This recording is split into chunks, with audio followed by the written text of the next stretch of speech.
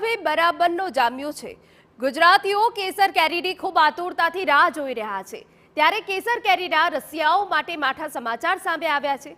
ચાલુ વર્ષે કેસર કેરીના ઉત્પાદનમાં 50% ઘટાડો નોંધાવાની ભીતિ કૃષિ નિષ્ણાંતો અને ખેડૂતો સેવી રહ્યા છે।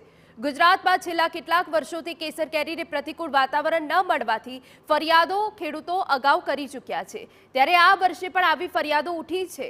ખેડૂતોનું કહેવું છે કે કેસર કેરીના આંબા પર મોર બેસવાને સમયે જરૂરી મુજબ જે ગરમી હોય તે ન મળવાના કારણે ફ્લાવરિંગ ખૂબ ઓછું આવ્યું અને મોડું આવ્યું, જેથી આ વર્ષે 50% જેટલું ઉત્પાદન ઓછું થવાનું અનુમાન છે। એટલું જ નહીં, સતત બદલાતા વાતાવરણના કારણે કેસર કેરીની ગુણવત્તાને પણ ભારે અસર થઈ છે।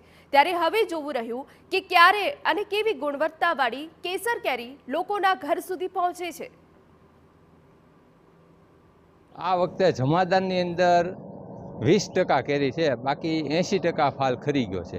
હવામાનને હિસાબે અમુક વાદળા થઈ જાય છે, માવઠા થઈ જાય છે, પવન ફૂંકાઈ જાય છે, એની અંદર પાક નિષ્ફળ વયો જાય છે। કેમ કે રોજના અમારે લગભગ 20 થી 30 કિલો મરવા નીચે ઘરે છે અને મજૂર પાસે અમારે વિનાવા પડે છે। એ અત્યારે અમારે કશા કામ લાગતા નથી। તો ધીરે ધીરે અને ધારો કે જો કમોસમી માવઠું થાય તો અમારા આંબાવાડીમાંથી કશું અમે હાથમાં લેવાના નથી, એ પણ ગેરંટીની વાત છે।